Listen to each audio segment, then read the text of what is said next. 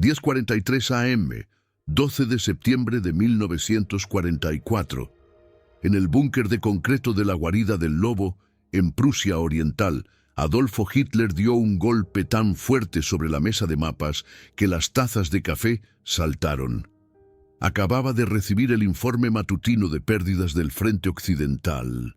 En los últimos 7 días, la Luftwaffe había perdido 67 cazas ante los P-47 Rayo estadounidenses.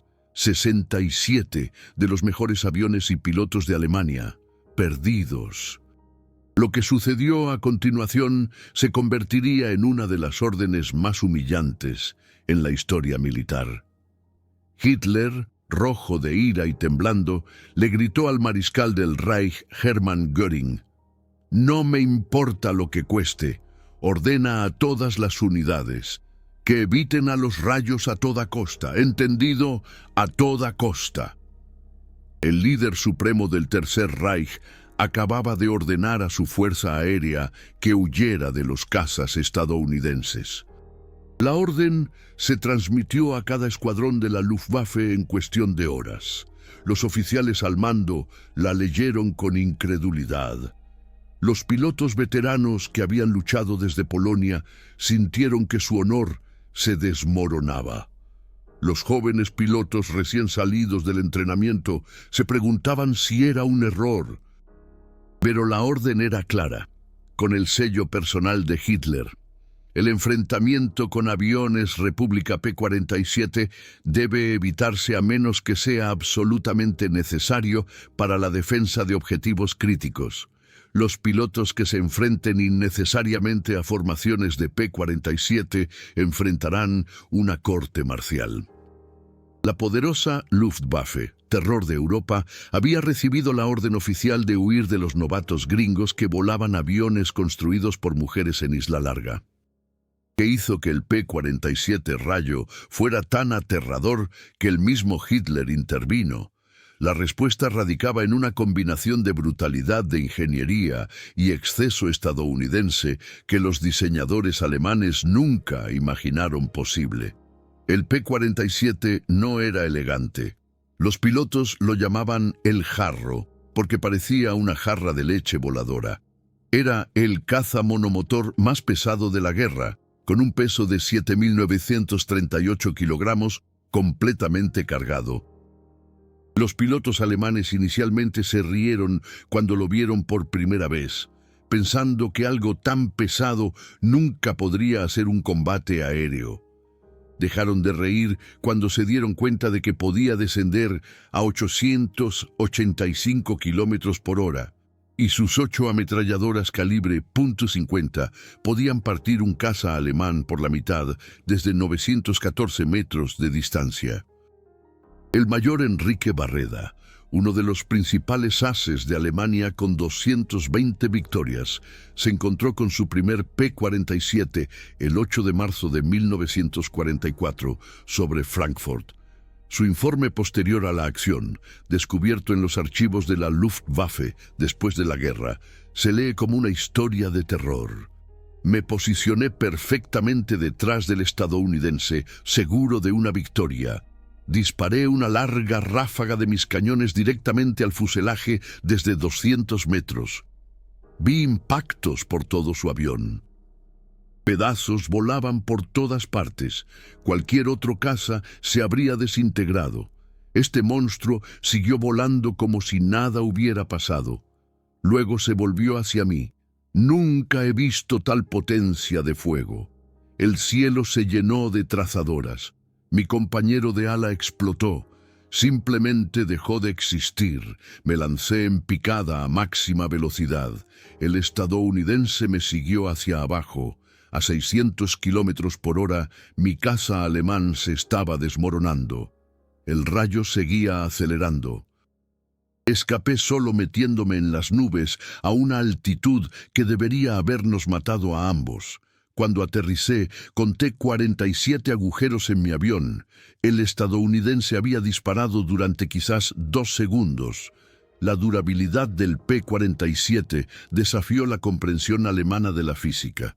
El motor Pratt & Whitney R2800 Double Wasp era un monstruo de 2.800 caballos de fuerza con 18 cilindros dispuestos en 2 filas. Podía recibir impactos directos de proyectiles de cañón de 20 milímetros y seguir funcionando. Hay casos documentados de P-47 que regresaban a la base con cilindros enteros destrozados, funcionando con 15 de 18 cilindros. El sistema de refrigeración de aceite tenía rutas redundantes.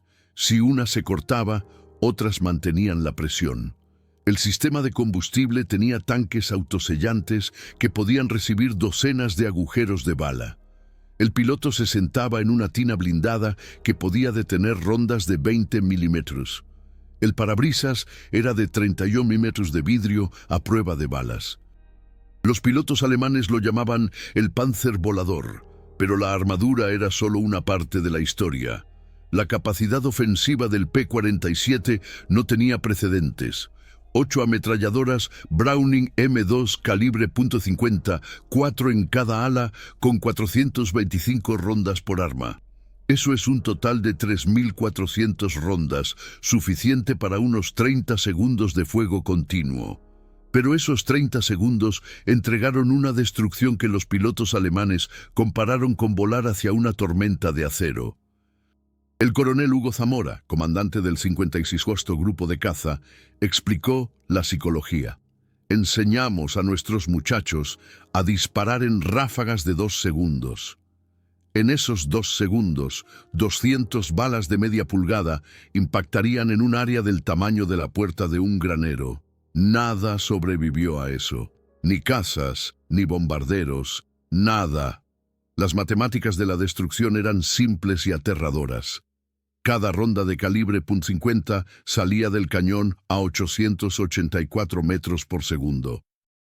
Las 8 armas combinadas disparaban 100 rondas por segundo.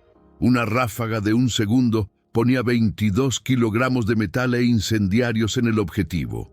Los cazas alemanes, diseñados para luchar contra otros aviones europeos armados con armas de calibre de rifle o cañones pequeños, simplemente se desintegraron bajo esta embestida.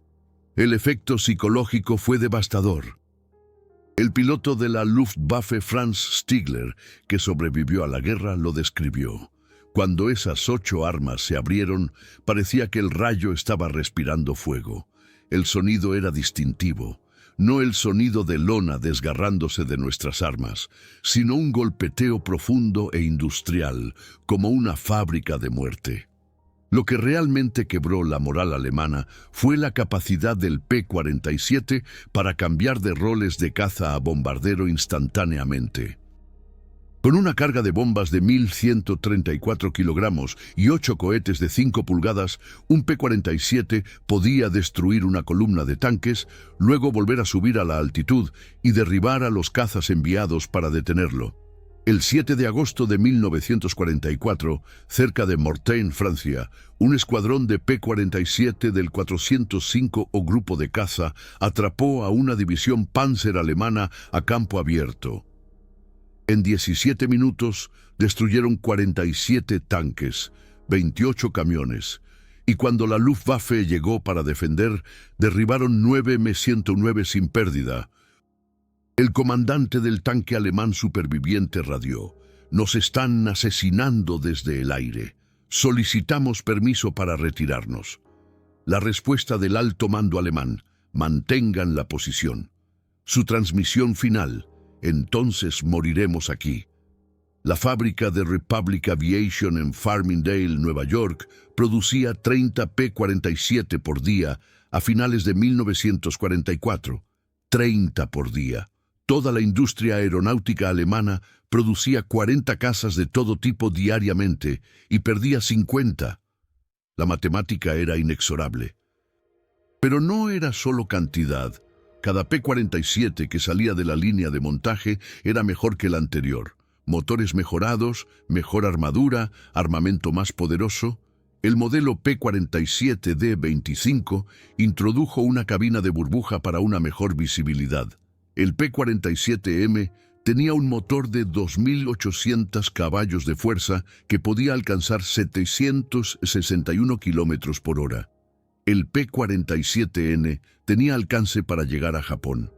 Los pilotos alemanes volaban los mismos Me-109 diseñados en 1935, con mejoras menores. Estaban llevando cuchillos a un tiroteo donde los estadounidenses seguían apareciendo con armas más grandes.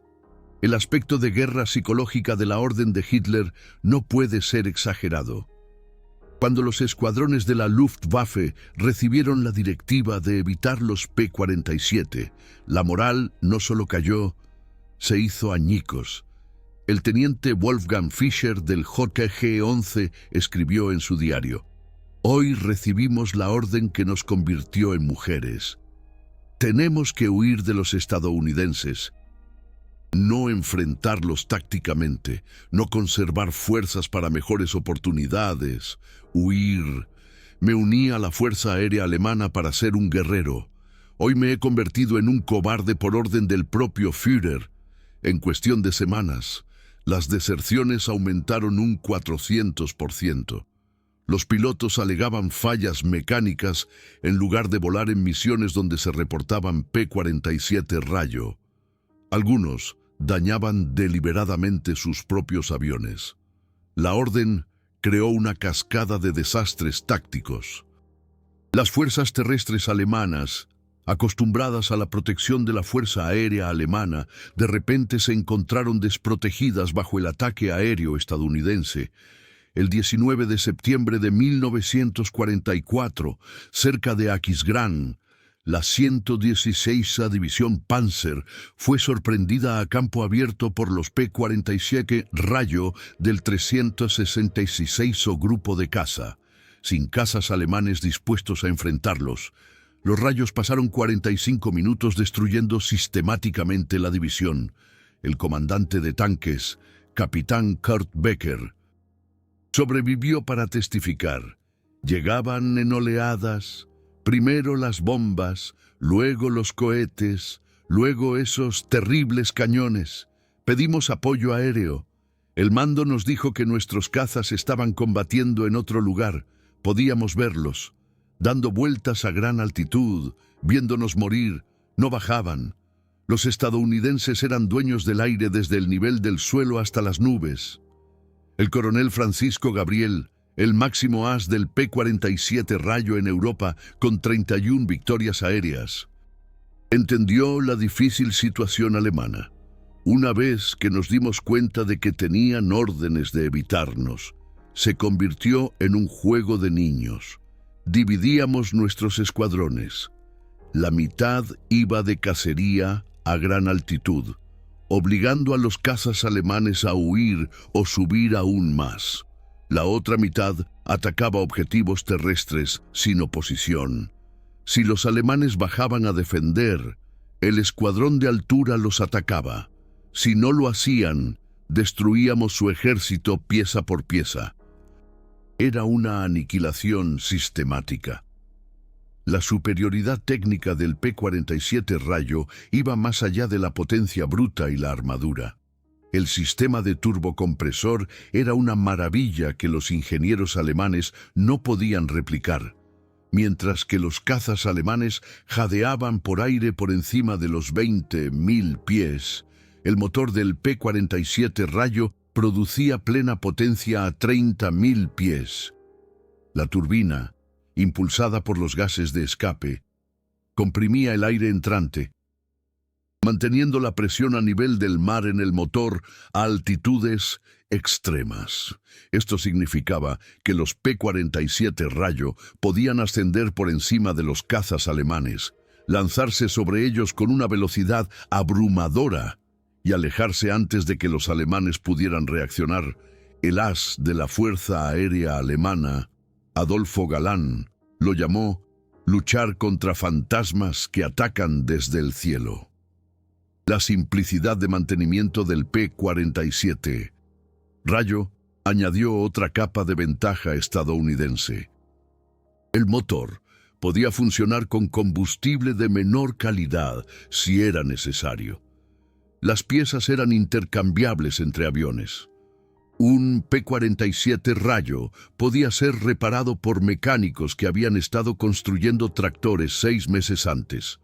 Los cazas alemanes requerían piezas especializadas, grados de combustible específicos y mantenimiento experto. A medida que la infraestructura de Alemania se derrumbaba bajo los bombardeos, sus aviones se volvían cada vez más poco confiables. Los P-47 Rayo estadounidenses seguían volando desde campos embarrados en Francia, mantenidos por chicos de granja de Iowa usando herramientas que habrían horrorizado a los ingenieros alemanes. El 2 de octubre de 1944, las consecuencias de la orden de Hitler llegaron a su conclusión lógica. El mayor Gonzalo Rangel, uno de los ases más condecorados de Alemania, con 275 victorias, dirigió su escuadrón de 12 Me-109 en una patrulla sobre el Rin. Se encontraron con una formación de bombarderos B-17, escoltados por P-47, Rayo del 353 o grupo de caza. Siguiendo las órdenes de Hitler, Rangel ordenó a sus pilotos evitar a los escoltas y atacar a los bombarderos desde un ángulo diferente. Los P-47 Rayo, al darse cuenta de que los alemanes no los enfrentarían, dividieron su formación.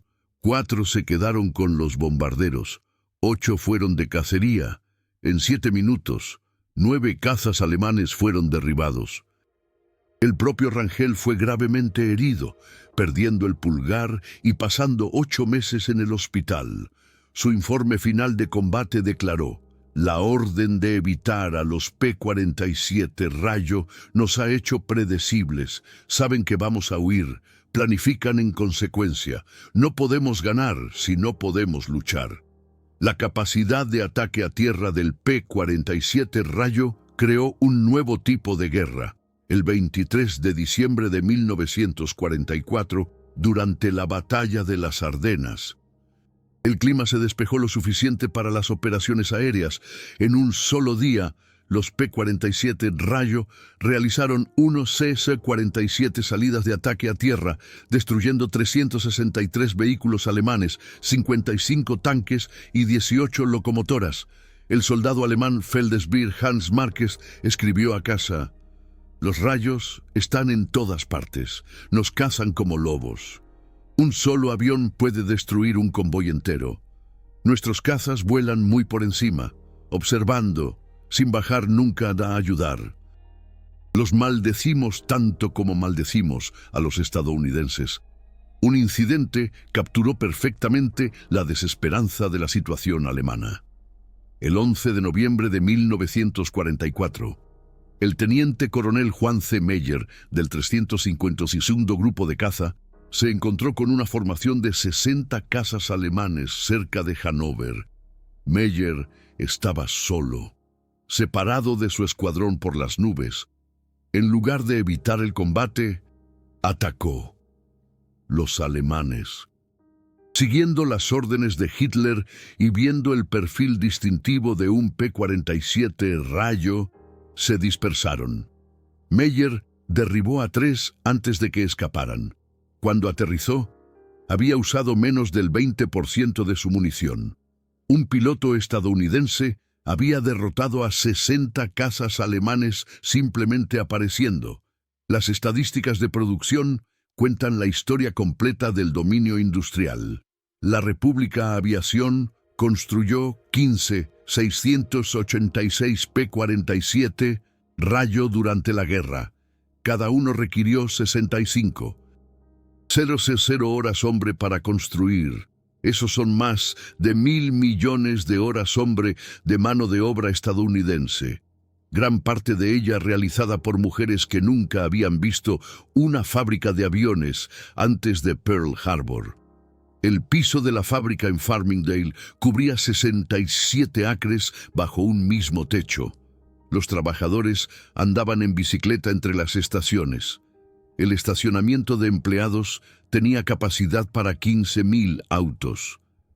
Más automóviles de los que existían en algunas ciudades alemanas. Esto no era solo producción de aviones, era la democracia demostrando que las personas libres, debidamente motivadas, podían superar la producción de cualquier sistema totalitario. La producción de armamento por sí sola asombró a las mentes alemanas. Cada P-47 Rayo llevaba 400 cartuchos de munición de calibre .50. Con miles de P-47 Rayo en servicio, Estados Unidos producía y enviaba millones de cartuchos mensualmente. Cada cartucho se fabricaba según especificaciones precisas. Se probaba y se enviaba a través del Atlántico. Las fábricas alemanas se estaban quedando sin latón para los casquillos de los cartuchos, sustituyendo acero que se corroía y atascaba las armas. La munición estadounidense estaba tan bien hecha que las existencias capturadas eran apreciadas por las fuerzas alemanas. La brecha de calidad fue tan devastadora como la brecha de cantidad. El teniente general Adolfo Galán, comandante de las fuerzas de caza alemanas, escribió en sus memorias de posguerra: el P-47 Rayo no solo era superior a nuestros cazas, representaba una filosofía de guerra completamente diferente. Construimos cazas para ser piloteados por pilotos expertos en combate individual. Los estadounidenses construyeron plataformas de armas voladoras que los pilotos promedio podían usar para entregar una potencia de fuego masiva. Éramos artistas. Ellos eran ingenieros. En la guerra, la ingeniería vence al arte. Incluso la pintura en los P-47 Rayo contaba una historia de abundancia estadounidense. El esquema de color verde, oliva y gris utilizaba múltiples capas de imprimación y acabado que protegían contra la corrosión.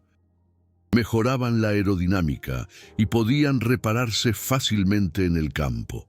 Los aviones alemanes, en 1944, a menudo volaban en metal desnudo porque la pintura se consideraba un lujo.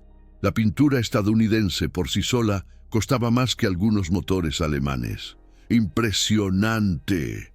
Pero eso significaba que los P-47 Rayo podían permanecer en aeródromos húmedos durante semanas y seguir volando perfectamente, mientras que los aviones alemanes se corroían en días. Estas no son solo estadísticas de archivos olvidados.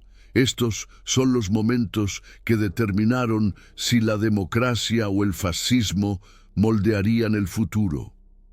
Mi abuela trabajó en Republic Aviation, una de las miles de mujeres que construyeron estas máquinas magníficas. Ella decía que sabían que cada remache importaba, que la vida de los muchachos estadounidenses dependía de su trabajo. Esos P-47 Rayo trajeron a casa a 15.000 pilotos que de otro modo habrían muerto. Si estas historias del poderío industrial y el sacrificio estadounidense resuenan contigo, si preservar el legado del arsenal de la democracia importa, entonces el botón Super Gracias de YouTube financia directamente el acceso a más documentos clasificados, más entrevistas a veteranos antes de que los perdamos para siempre. Cada super gracias me ayuda a pasar semanas en archivos en lugar de crear clickbait. Esto se trata de honrar a aquellos que nos dieron la libertad que disfrutamos hoy. La humillación de la orden de Hitler fue aún más profunda. Al ordenar a la Fuerza Aérea Alemana que evitara los P-47 Rayo, Hitler esencialmente admitió que la tecnología alemana, el entrenamiento alemán y el coraje alemán eran insuficientes. La raza superior huía de aviones construidos por mujeres y minorías en Estados Unidos, pilotados por muchachos que habían sido civiles 2 años antes.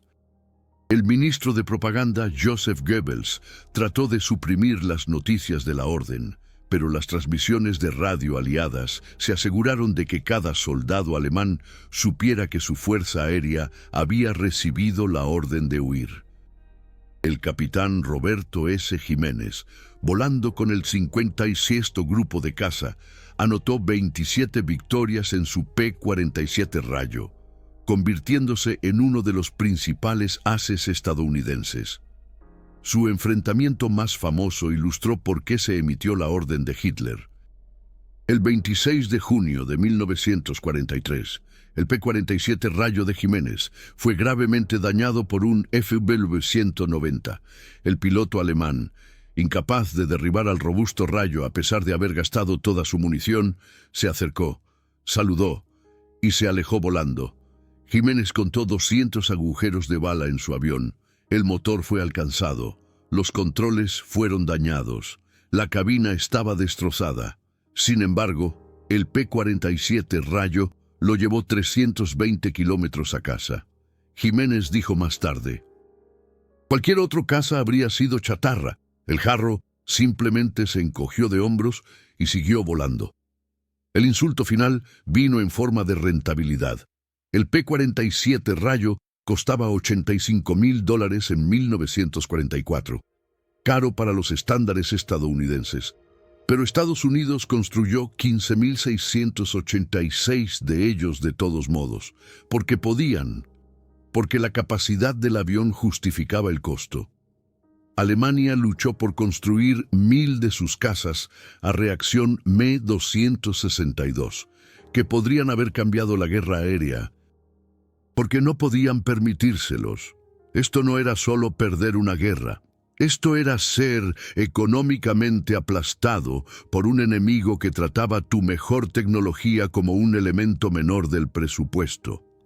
Las historias de los pilotos alemanes que sobrevivieron a los encuentros con los P-47 Rayo se leen como testimonios de sobrevivientes de desastres.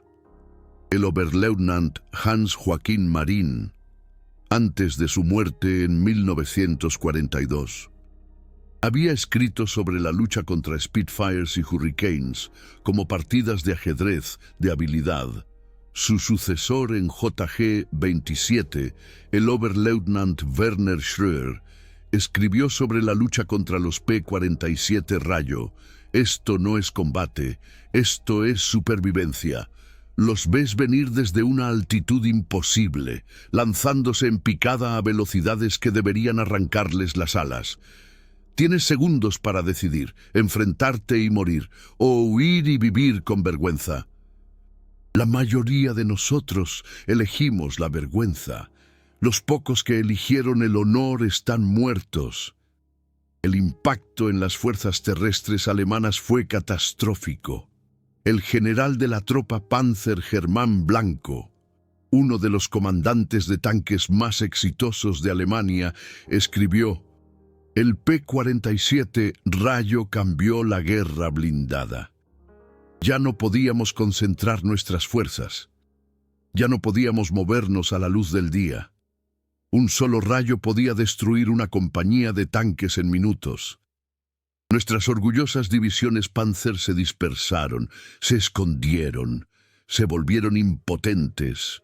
Ganamos batallas por la noche y las perdimos al amanecer, cuando llegaron los rayos.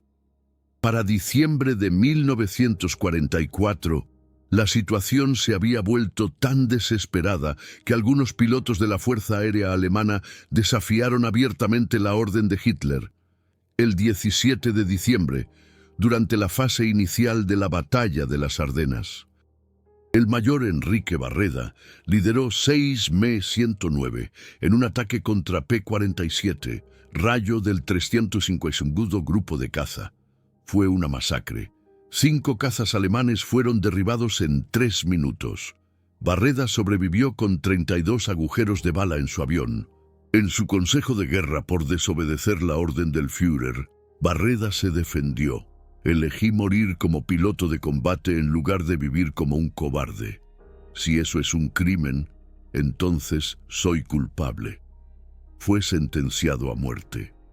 luego conmutada por el servicio de combate en el programa suicida de cazas cohete Me-163. La brecha tecnológica siguió ampliándose. En enero de 1945, los P-47 Rayo comenzaron a transportar los nuevos cohetes de aeronaves de alta velocidad HEVAR de 5 pulgadas, apodados Santo Moisés por los pilotos. Cada cohete tenía el poder destructivo de un proyectil naval de 5 pulgadas. Un P-47 Rayo podía llevar 10 de ellos, más bombas, más sus 8 ametralladoras. El 23 de enero, 4 P-47 Rayo del 362 Grupo de Caza atacaron un tren de municiones alemán cerca de Euskirchen. Todo el tren, 47 vagones de explosivos, detonó en una explosión que se escuchó a 48 kilómetros de distancia. Las ventanas se hicieron añicos en pueblos a 8 kilómetros de la explosión. Los informes alemanes lo describieron como apocalíptico. El costo humano detrás de estas estadísticas fue asombroso. Al final de la guerra, los P-47 Rayo habían destruido 9.000 locomotoras, 86.000 vagones de ferrocarril, 68.000 camiones, 6.000 vehículos blindados y 11.000 aviones enemigos. Cada número representa vidas cambiadas, familias destruidas, la máquina de guerra de una nación sistemáticamente desmantelada. Pero para los pilotos que volaban estas misiones, era intensamente personal. El capitán Jerónimo Jiménez del 359 Grupo de Caza recordó: cada vez que apretaba esos gatillos, sabía que estaba salvando a la infantería estadounidense de enfrentarse a esos tanques. Cada tren que deteníamos significaba suministros que no llegarían al frente. No solo estábamos luchando, estábamos protegiendo a nuestros hermanos en tierra. El legado de la orden de Hitler se extendió más allá de la guerra. Los veteranos de la Fuerza Aérea Alemana que sobrevivieron hablaron de ello como el momento en que murió el honor militar alemán. El general de la Fuerza de Caza, Adolfo Galván, dijo en una entrevista en 1970, cuando el líder de una nación ordena a sus guerreros huir de la batalla, esa nación ya ha entregado su alma. El P-47 Rayo no solo derrotó a la Fuerza Aérea Alemana, nos obligó a derrotarnos a nosotros mismos.